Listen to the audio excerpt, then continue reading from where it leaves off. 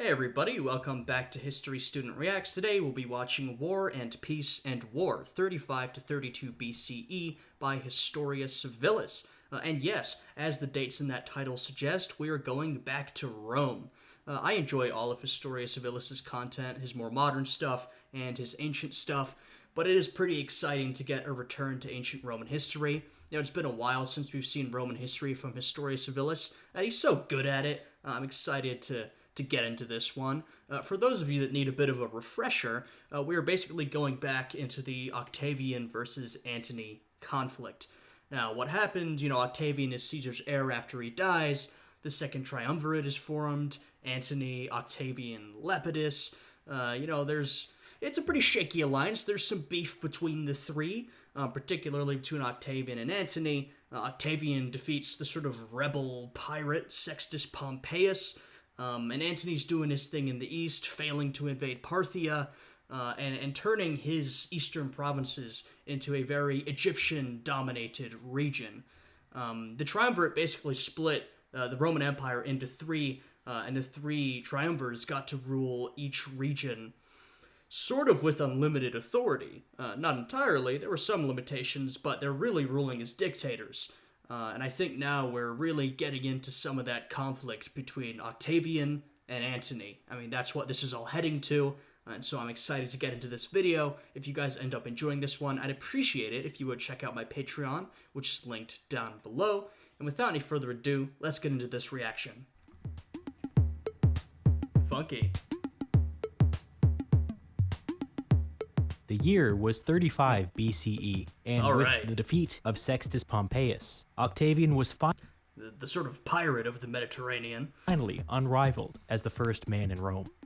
As a reward for and as you can see, like I mentioned in the intro, the empire is currently broken up into three, and the peninsula basically, that's Octavian's region. Saving Rome from the son of Pompey, the Roman Senate bestowed a lifetime honor upon Octavian by declaring his body sacrosanct under Roman law and Roman religion. I always think sort of the interplay between Roman law and religion is very fascinating. I mean, there was both a lot of rituals associated with both, and the Romans were incredibly legalistic. So I do think it's kind of interesting from my perspective to see those two things sort of mingle. Of course, Caesar was sort of a deified figure, so he definitely represented the mix of Roman politics and Roman religion, and that tradition will be continued, as we're seeing with Octavian. As if he were a tribune of the plebs.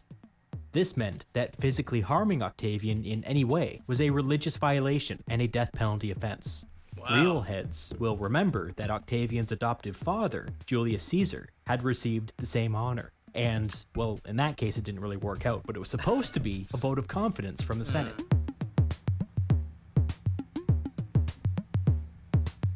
Octavian did not spend much time savoring his victory over Sextus. The province of Illyricum was on fire, and the situation was getting so bad that it now required Octavian's personal attention. Uh-oh. Caesar should have intervened in Illyricum 20 years ago. It had been his province back in the day. But he completely neglected the administration of the province in favor of his 10-year crusade against the Gauls. Yeah, well, that really took up a lot of his time during that period. I mean, those were some of his greatest conquests, and they won him a lot of popular support back in Rome. I mean, Caesar made sure to write about his conquests in Gaul, send him back to Rome. Popularity, support from the public, there you go. So, you can kind of see why he ignored some of his other duties. He was busy building his career.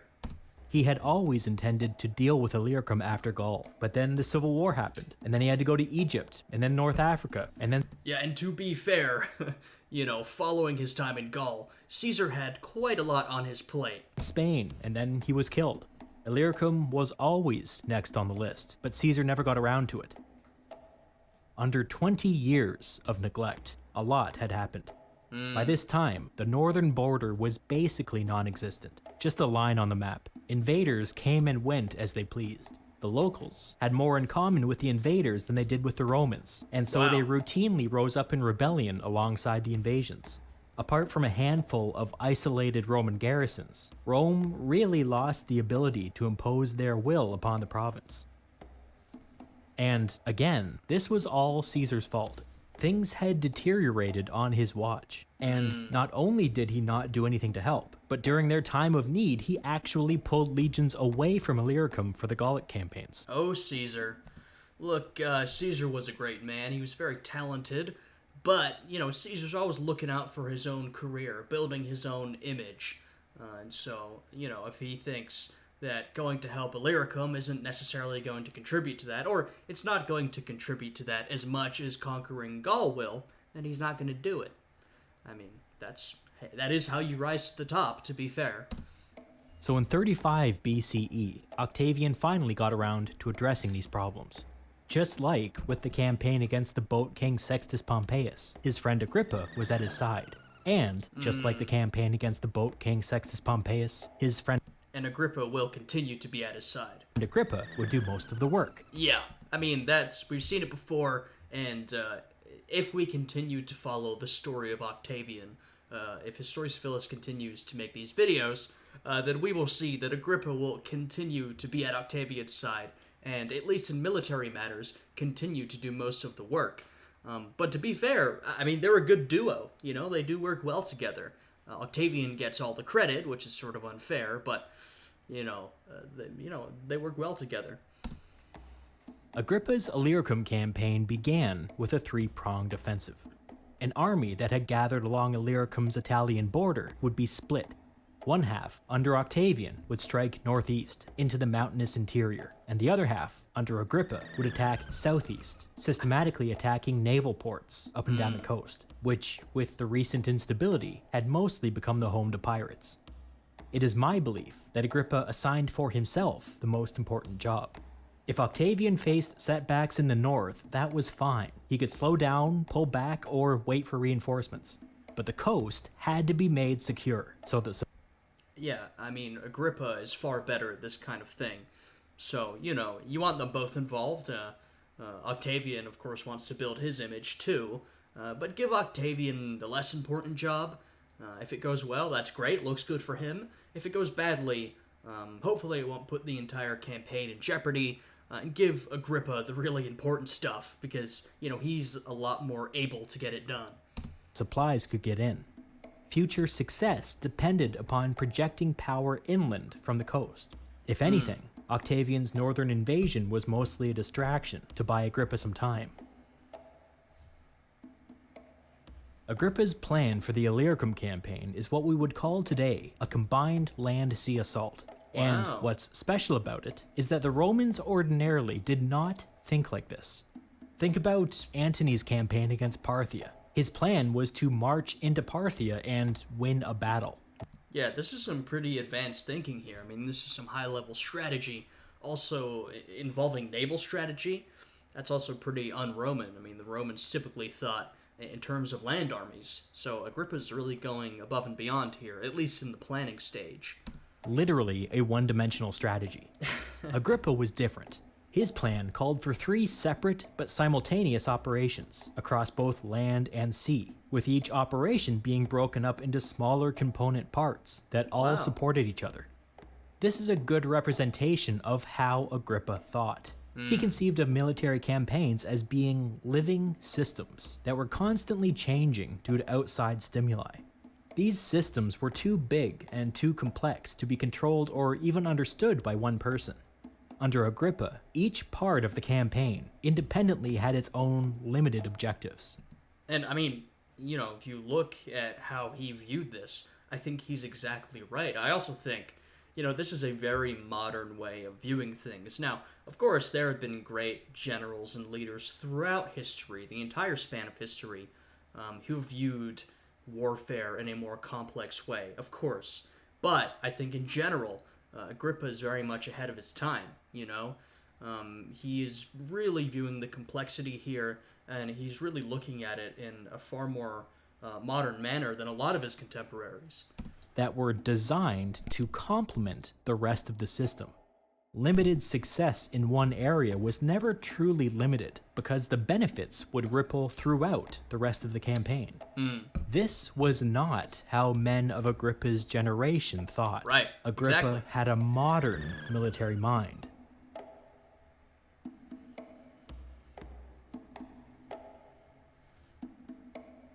Octavian operated in the north and immediately faced setbacks. It's possible that Octavian's initial objective was to make it as far as the river Danube, but the fighting was so tough that he never made it further than the river Sava. Yeah, for those of you that don't know, Octavian was a very skilled political operator. We've already seen that, and he will go on to be probably one of the greatest emperors that Rome ever had. But he was not suited for military stuff. That was really not his wheelhouse. And that's why I said him and Agrippa are a great duo, because Agrippa was suited for military affairs, as we just saw from his perspective. So this is really not up Octavian's alley. But in Rome, politics and warfare, they're so closely linked. Military honor is political honor. There's, military affairs are so important that it's kind of hard to keep yourself out of them. Good news was that due to Agrippa... Why did Caesar rise to become so popular? Partially his political acumen, absolutely, but partially his great conquests. Both of them were important. Agrippa's careful planning. None of these setbacks were catastrophic. Once Agrippa secured the coast, he quickly marched north to Octavian's aid. The problem that both Octavian and Agrippa ran into was that once you get a little bit inland, Illyricum turns into a maze of mountains and hills and valleys. The Romans had never bothered to properly map this area. It was not uncommon for the Romans to march into a valley, only to find every known mountain pass held by the enemy. Look, this is the Balkans. Illyricum is like modern-day Slovenia into Croatia, basically, generally. So this is a very hilly and mountainous area, not easy to traverse. And if, say, you're familiar with the local area, or you're from the local area, even a small band of rebels can find a lot of success holding these mountain passes or hiding in the hills. So this can be sort of difficult to handle if you're an outside force like Octavian and Agrippa are. Of course, there were hidden mountain passes, but the Romans didn't know where these were. Only the enemy did, meaning that the Romans couldn't keep their supply lines open, but the enemy could. Right. Each time this happened, Octavian or Agrippa were forced into a costly engagement in order to fight their way free. Agrippa's innovation was that he started to send out large scouting parties to the left and right of the army as it advanced. The scouts would leapfrog each other and hold open mountain passes so that the Romans could always retreat if necessary. This almost mathematical caution forced the pace of the campaign to slow to a crawl. Yeah, it would make you move a lot slower, but you are sort of systemically thinking ahead. You're making sure you have a way out if you need it. You're guaranteeing it, in fact. Not 100% guaranteeing it. Something can always go wrong, but you're getting as close as you can to guaranteeing it. It was supposed to be a one-year campaign, dragged into its second year, and then its third. Many of the details of the Illyricum campaign are lost, perhaps deliberately by people who didn't want us to know how bad it really got.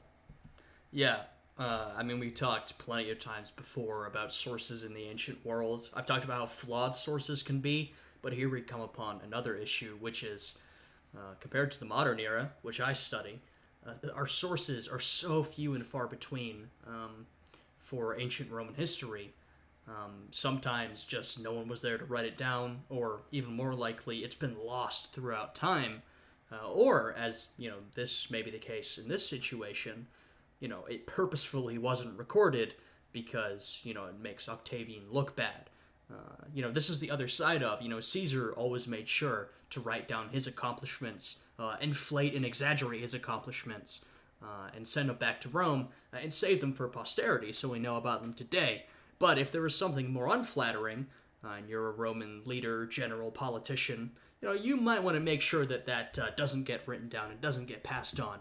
This is especially relevant considering, Octavian will be the Emperor of Rome, and so he's going to have a lot more control over that kind of information down the line. Even now, he, has a relatively impressive control of that information. But two incidents really stand out. The first was during an assault on a city. We're told that during the final assault, the bridge that Octavian was standing on collapsed. Uh-oh. He ended up in a heap of rubble outside the enemy wall and had to be rescued by his soldiers. One leg and both arms were badly injured. Ooh. The second happened a year later, when a stone slung from a sling hit Octavian directly in the knee, rendering... Yeah, these are kind of like typical Octavian moments. He was not the most impressive physical specimen. He had a lot of heart. I'll give that to him. But I feel like these are just the kind of embarrassing situations that he would get himself into. him unable to walk for a while. It was so bad that he could not be moved, not even in a wagon. The entire army just had to sit there and wait for him to recover. Yikes. These wounds probably stayed with Octavian for the rest of his life, and they provide clues into what is missing from the official story.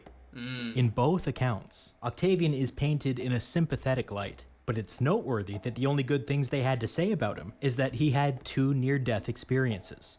It hints at a troubled campaign. Yeah. Even if these sources are saying, he tried his best, he did what he could, I feel like they're still sort of covertly communicating to us. He was in a lot of bad situations, aka the campaign was not going well. Perhaps the whole damn thing was a near-death experience. And that's sort of another look at Roman sources. We're getting our history. We're sort of having to make assumptions about it from these individual anecdotes that we're getting. A lot of times, sort of broad historical events would be summed up into anecdotes by historians.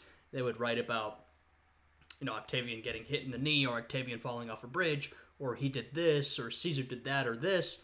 And this anecdote, this story, was meant to be an analogy for the larger battle or the larger campaign. Roman historians, they were very literary. Part of what they were doing was for entertainment, I think. Part was for propaganda. And they had a different style of writing history than we do today. And so some of these anecdotes that we hear about these great figures throughout history are meant to be read as analogies for sort of broader events. The campaign was only supposed to last for 1 year, but it dragged on for 3. Ooh. It involved way more bloodshed than anybody was expecting. And in the end, it involved negotiating more than 30 separate pieces with more than 30 separate groups. Yeah, that's not ideal, especially considering that, you're the master of Rome. Octavian's not like the emperor of Rome yet, but he's the leading man of his region. You're the master of Rome, and yet you cannot manage to get a decisive enough victory that you don't have to organize a bunch of different pieces that probably aren't all that great. Each of whom had unique grievances and unique demands that Octavian had to accommodate. Oh.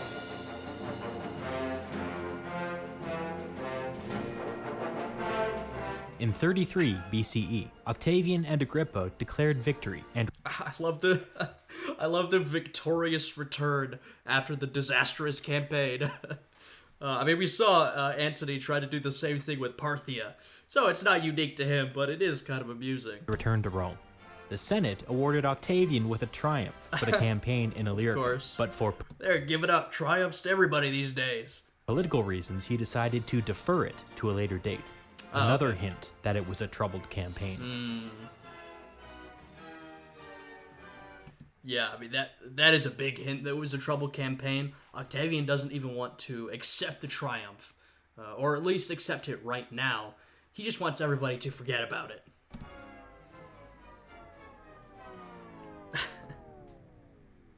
Per a pre-arranged deal with Antony, that year Octavian was also elected consul for the second time. He resigned after 1 day, which may seem like an unusual decision, but it was the beginning of a trend that was slowly poisoning Roman politics. Octavian was what's known as a consul ordinarius, an ordinary consul, a consul who had been elected through the normal process. Upon his resignation, a special election was called in order to select a replacement consul known as a consul suffectus, a suffect consul. Elections for suffect consuls were only supposed to be called upon the untimely death of the ordinary consul. But now, just like everything else, that power was being abused. Not only were the Yeah, I mean, this is part of a broader trend. The Romans are notorious rule followers and rule makers, but at this point we've seen over the last couple decades, any rule that exists has basically been broken by these new political figures of Rome. They've been broken and bent in order to be used for political advantage, as Octavian is doing here, just as Caesar did before him. ordinary consuls resigning early, but so were their replacements, and even the replacements of the replacements. In a normal year, there were only supposed to be 2 consuls. In the year 33, there were 8, and this wasn't just a one-off. This was a trend. Holy. There were 2 benefits to appointing extra consuls. The first I'm curious why exactly this was done. was that it was an easy way to reward political loyalists. The prestige that came with being elected consul was immense. Yeah, and I mean, at this point, the consulship still does mean something, but kind of ever since Caesar, I feel like we began the slow transition of the consulship from a legitimately powerful political position to a completely symbolic position. We're sort of still at the early stages of that transition, but as time goes on, the political power of the consuls will fade into almost complete nothingness, and the position will be completely symbolic, and we are kind of seeing that here. It's already being used as a sort of political bargaining chip in order to reward loyal supporters. It's already becoming, less politically important and more symbolically important. People who had served as consul were treated differently for the rest of their lives. If a young, upcoming politician was closely related to a former consul, that fact alone was often enough to get them elected to a lower office.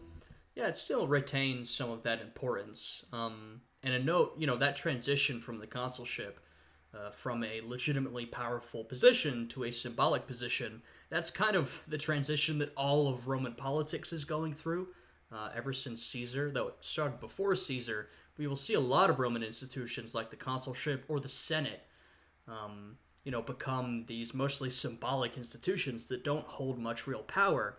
But for a long time, for decades, sort of this facade continues, kept up by the politicians and the emperors, that no, these institutions are still important.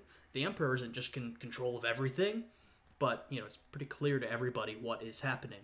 And we're sort of seeing the early stages of a lot of these transitions here. I mean, we're already seeing, the Senate has been greatly weakened over the past few years. The second benefit was that former consuls got to speak first during debates in the Senate. If it was a lively debate, former consuls were often the only people who got to speak, which meant that the nature of the debate between former consuls could determine votes.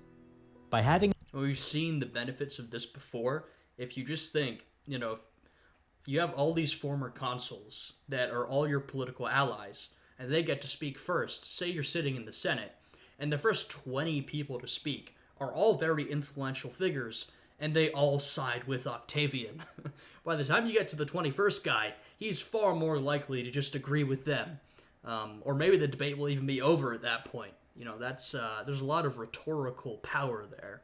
a bunch of loyalists elected, Octavian was stacking the bench, so to speak, making it so that his people could dominate Senate debates and drown out any dissent. The trend of passing around consulships like they were nothing would continue for hundreds of years.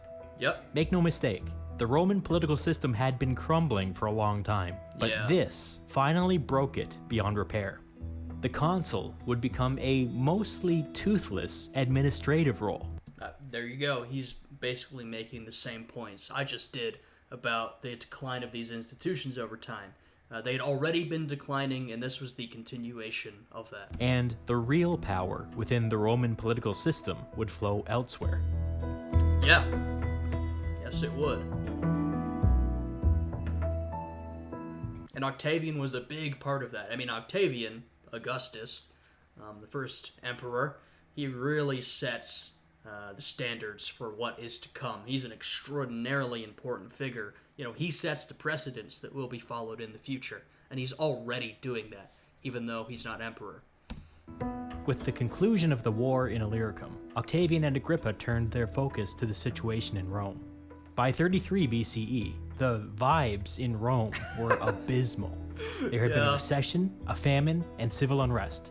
People were miserable. That's bad vibes. The two agreed that Agrippa should run for aedile for the year 33, the officer responsible for public works and festivals. I love Agrippa zooming around with his little sound effect.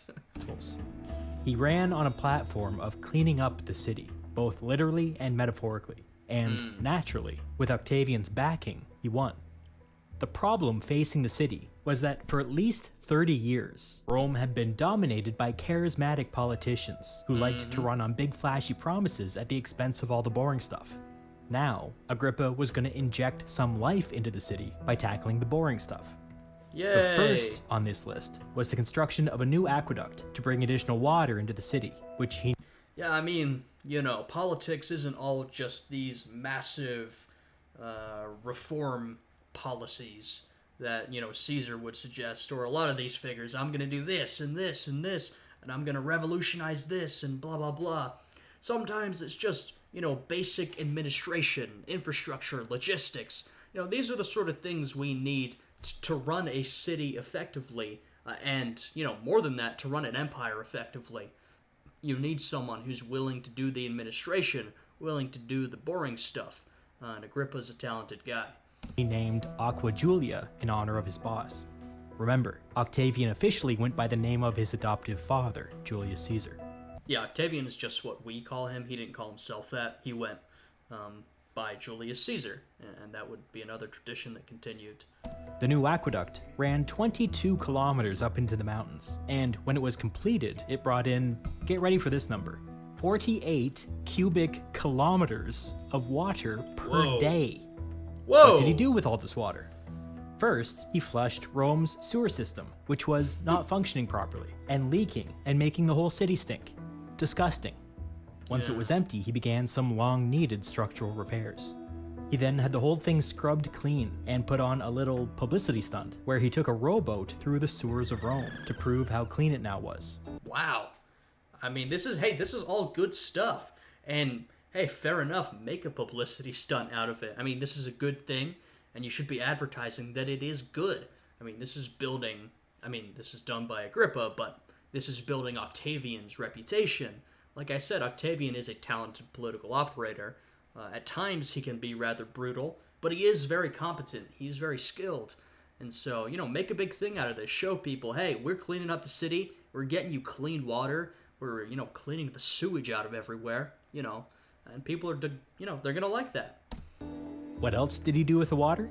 He built 700 cisterns and 150 water towers to further improve water security. Because, even aqueducts are susceptible to droughts and whatnot. He also built 500 public fountains that were unnecessarily beautiful, decorated in a unique way with bronze and marble, so that everybody knew who was responsible for building them. And this is...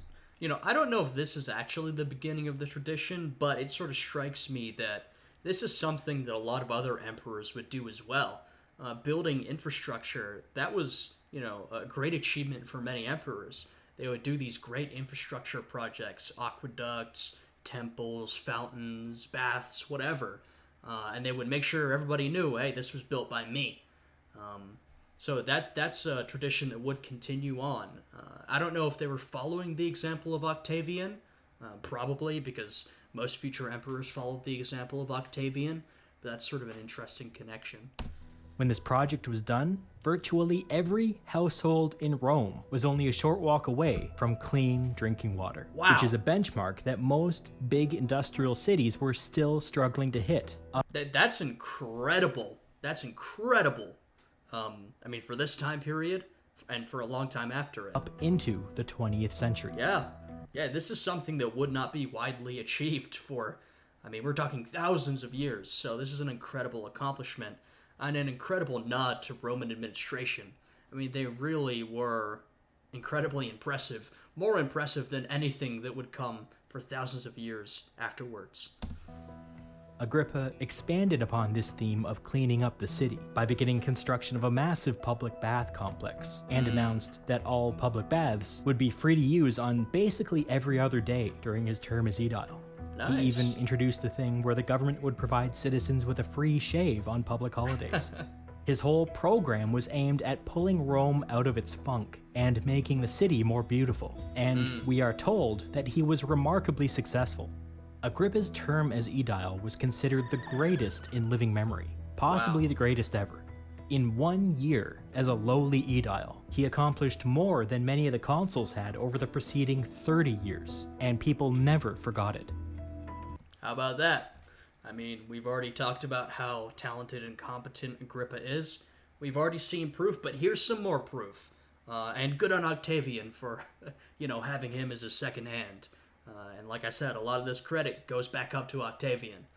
So this is a great PR builder. This is definitely good at improving your reputation.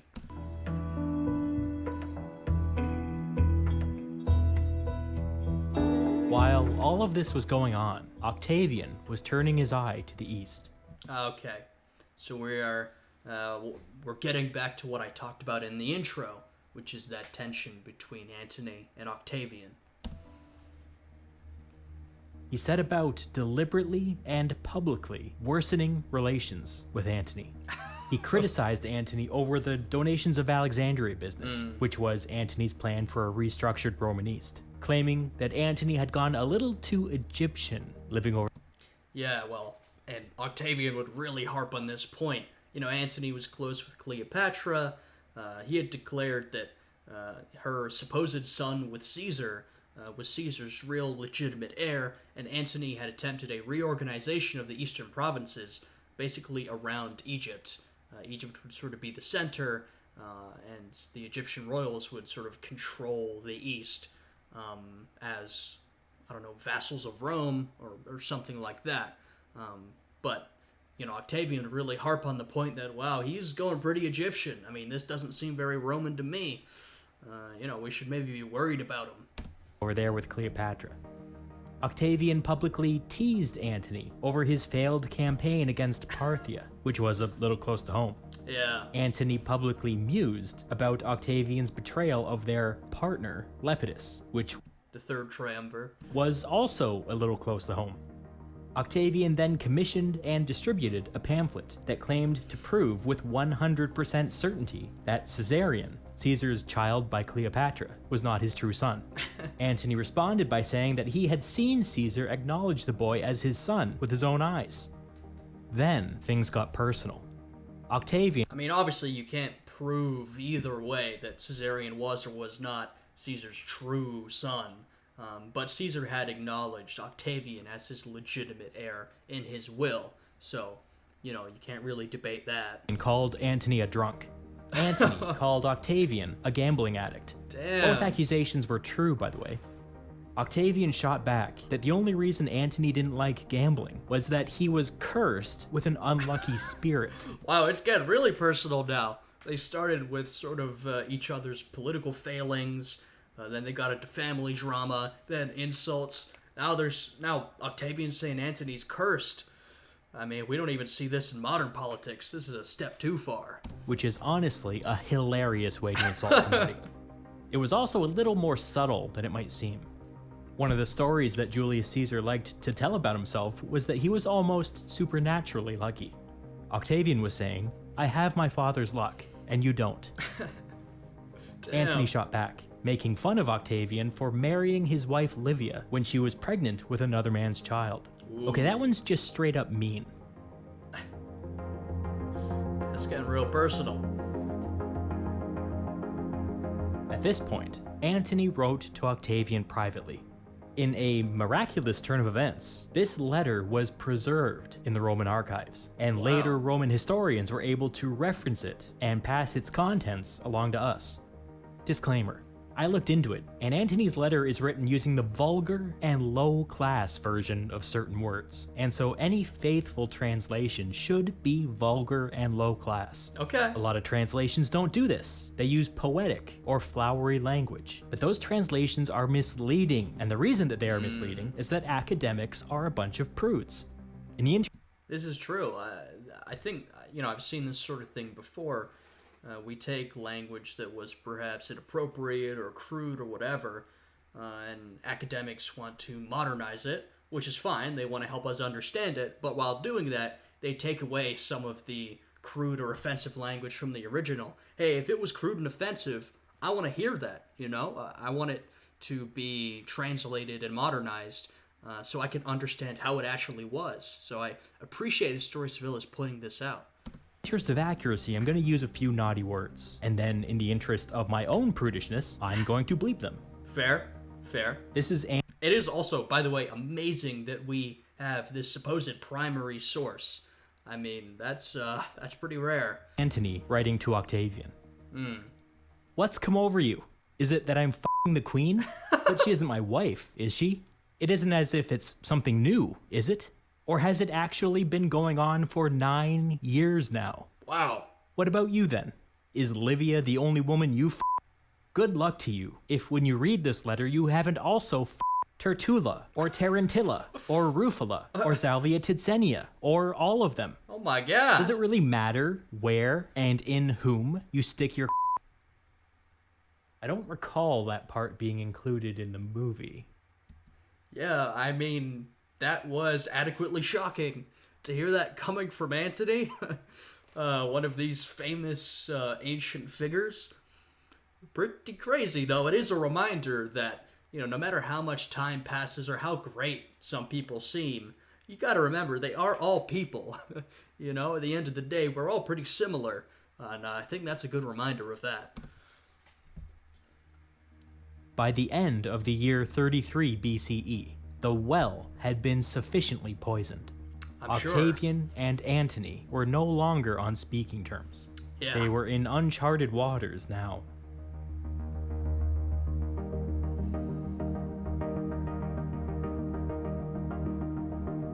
In 32 BCE, as part of a prearranged agreement, the two new consuls were to be Antony's men. But this deal had been worked out in a much happier time. Yeah. By 32, people were after each other's throats.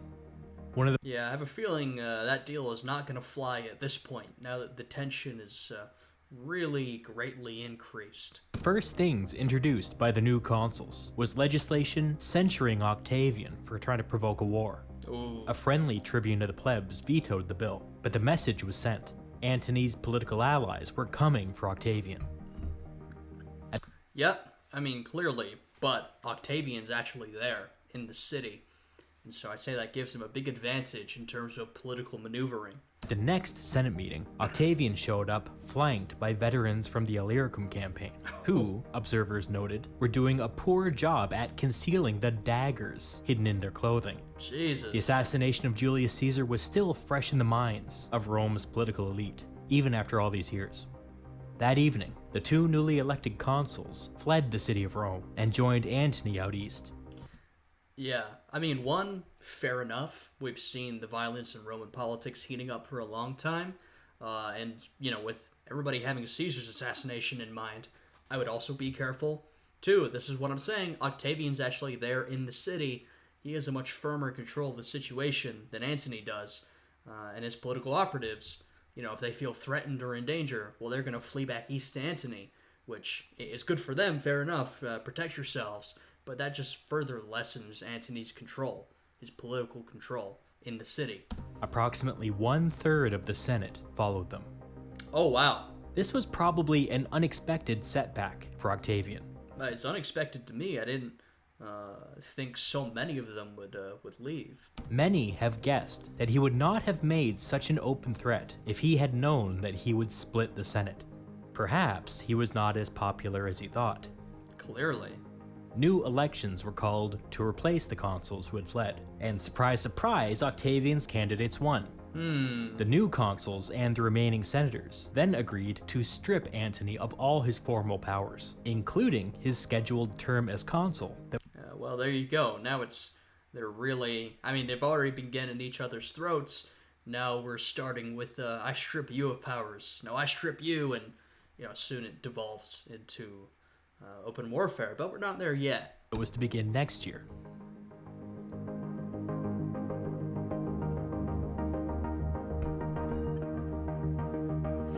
Somewhere around this time, Antony divorced Octavian's sister Octavia. It's unclear whether this was direct retaliation against Octavian, or simply something that was a long time coming. But either way, the divorce came as a shock to Octavia. Antony apparently ordered her and their 2 children removed from their home with no warning. Octavia... look, I get it. This is a political move, probably, and marriages like that, particularly that marriage, during this time period were political, right?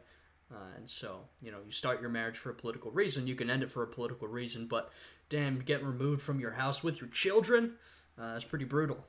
Octavia was pretty upset by this, and rightfully so. She moved in with her brother, where she assumed responsibility for raising her 2 children from the marriage with Antony, and also, somehow, 2 of Antony's children from previous marriages. Octavian was... That is kind of a tricky situation, though. You made this political marriage to cement an alliance. Now the alliance is basically over. They're soon gonna really be at each other's throats, and yet now Octavian has in his family, immediate children of Antony. And Antony has in his family, his children are related to Octavian. He's their uncle. So it's sort of, this is why it gets interesting and complicated when familial relationships and political marriages come into the picture. Pleased by the divorce. It suited his purposes. He made it known to the public that Antony had abandoned his wife and 4 of his children. It looks In pretty his bad. eyes, the divorce meant that his plan was working. It meant that relations with Antony were destabilizing. It was time to take things to the next level. Ooh.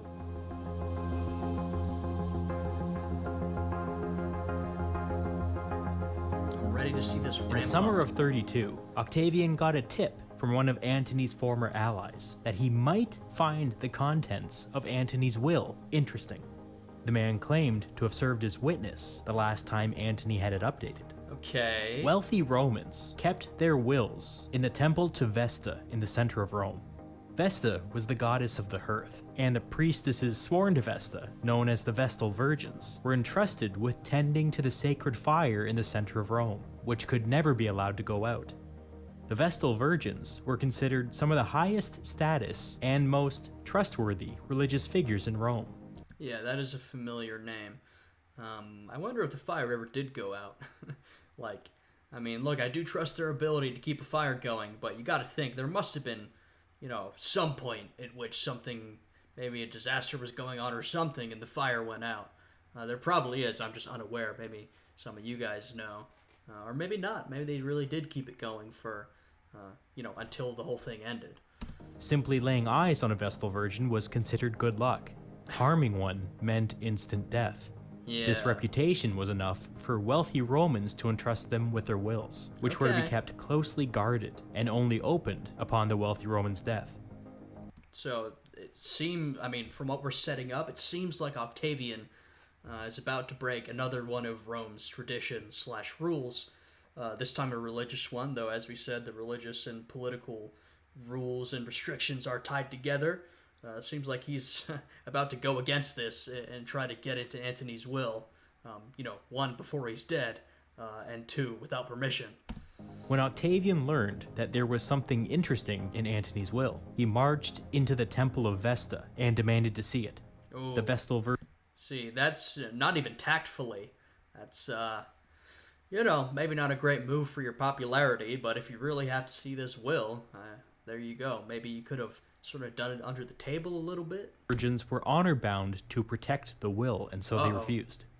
Octavian responded by ordering his goons into the temple, who overpowered the Vestal. See, this is getting even worse. not only is he using the threat of violence, but they're actually forcing their way in. See, this is bad for PR. This does not make you look good to the rest of Rome. Virgins, and took Antony's will by force. This was sacrilegious in the extreme, and if the Roman legal system was functioning properly at all, Octavian would have been put to death. But under the Roman religion, the sacred fire was the heart of the city, the mystical essence of the city. And now Octavian was in there, roughing people up for political gain. The symbolism is so strong, I don't even know what to do with it. People... Yeah, I mean, that's quite something. I've said this a few times now, but hey, clearly Octavian learned from his old man Caesar. You know, break any rule, any restriction, any religious tradition you have to in order to get your way. People were appropriately outraged, but that outrage quickly evaporated when Octavian read Antony's will aloud at the next Senate meeting. Really? Okay. What's in it? According to Octavian, Antony left instructions for his body to be taken to Alexandria after his death, so that he could be buried alongside Cleopatra. This was considered a shocking revelation, a betrayal of Antony's ancestors. We talked about earlier how Octavian would really harp on the theme of Antony being a little too Egyptian. You know, that's a big piece of evidence for that claim. And a symbolic renouncement of his Roman citizenship. Antony also recognized Caesarion as the son of Julius Caesar, and recognized his children by Cleopatra as his legitimate heirs. Antony had just thrown his own Roman children out onto the streets, and now he was disinheriting them in favor of a bunch of foreigners. This was... See, this is... I mean, Octavian's lucky there was some juicy stuff in this will, by the way. But now, as you can see, he already was, but it's becoming easy and easier to play the nationalism card. You know, I'm a proud Roman. I'm proud of this city, of this empire, of our republic, even though the republic is basically dead. Look at Antony. You know, he's gone to Egypt with his Egyptian wife, his Egyptian children.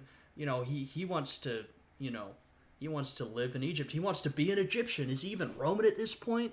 Yeah, this is... Octavian has a pretty strong basis on which to play the nationalism card, which is generally pretty popular with the public. Not only a betrayal, but it was strictly illegal under Roman law. Octavian summarized the contents of the will by saying that Antony had basically betrayed Rome. He framed Antony as an other, as a foreigner, as an existential threat to Rome. He also played up the idea that Cleopatra had ambitions to conquer Rome, and was using Antony as a tool to realize these ambitions. Yeah, well, you know, as I said, this makes it easy to play the nationalism card with Antony acting the way he did in his will, and then Cleopatra, you know, a very strong Egyptian ruler. I mean, one, she's a strong foreign leader, so that's already a threat. Two, she's a woman, and, you know, in Roman time, and I mean, throughout a lot of history, there's this idea of, you know, the scheming woman trying to get involved and wrap Antony around her finger and rule Rome for herself. Obviously, this very misogynistic idea, but, you know, that is sort of an archetype that many people would recognize. And so she also seems sort of threatening to Rome itself. Know that Cleopatra had no such ambitions, and Octavian knew this too, but he said it anyway. Octavian could not go to the Roman people and ask them to support another civil war. There had been too much of that already. People were exhausted. He had to frame Cleopatra as an existential threat that endangered the survival of the Roman state. I mean, look, he's playing on the prejudices of the public, mainly their nationalism, and, you know, he's doing it well. Octavian's little bit of propaganda, with truth and lies all mixed together, was remarkably successful at winning over public opinion. Yeah. In time, the Senate got behind Octavian and formally declared war. But they didn't declare war on Antony, and they didn't declare war on Egypt. They declared war on Cleopatra. Smart. It's so smart. This is, you know, Octavian's way of, you know, technically avoiding another civil war, even avoiding a war with another state. You know, Octavian knows what he's doing. He's saying, I don't want another civil war. I don't want to fight Antony. You know, I don't want that. I want peace. but this Cleopatra and all that she's doing, this is a threat, so we need to go to war with her individually. It's very intelligent framing of the situation. This is showing some of Octavian's political skill. Like Historia Civilis said, there's some truth here. There are some lies. What Octavian is doing is taking that, and he's framing it in a way that's beneficial to him. Personally. The irony, of course, was that they would have to go through Antony and his Roman legions to get to her. Of course. If you count Caesar, and then Caesar's assassins, and then the thing with the Boat King, this was the fourth major civil war in only 17 years. Yeah, after a while you sort of stop counting, and you just think, well, this is a general period of civil conflict. But yeah, if you really want to sort of separate them like that, yeah, I mean, 4 civil wars, and, this coming one with Antony will be pretty major. This is a period of serious strife, violence. You can sort of see how afterwards Octavian's able to establish his rule. Just the stability and peace that him as emperor can provide. It's just sort of makes you think about the Roman mindset at this time. And after all of this, clearly people would be, they would want peace, they'd want stability. And that very much feeds into Octavian, Augustus's style of rule. Many in the legions could not remember a time when Rome was not at war with itself. And what did they have to show for it? The average standard of living was lower than it had been 17 years ago. Roman politics were a shadow of what they had once been.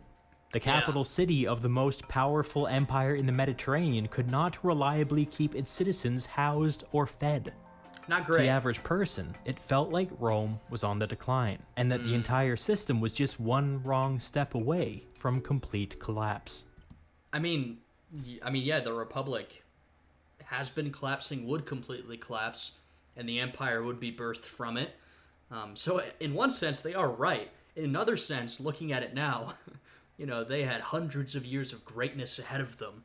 And Octavian at this point, would really usher them into that era. They don't know it yet, though. Octavian was reckless to provoke this conflict with Antony. If things tipped in a certain direction, it could have been the end of the whole experiment. But things didn't tip in that direction, and we'll see why in a future video. Ooh, I'm excited. Wait for the outro. There we go. I always got to give the outro song a chance to play. That was fantastic. I'm really excited for that future video. Like I said, I really enjoy Historia Civilis' videos, whether they be on Roman history or on more modern history. But I am really glad that we're continuing the narrative of Roman history with Octavian. He's a fascinating figure. His rise to power is really interesting. And, his leadership as Augustus is also fascinating. I mean, one of the most important figures in Roman history. So yeah, I really like this one. If you guys did, I'd appreciate it if you would leave a like, subscribe to the channel, and check out my Patreon, which is linked down below. I hope you guys are all having a good day today, and I will see you all again next time. Goodbye.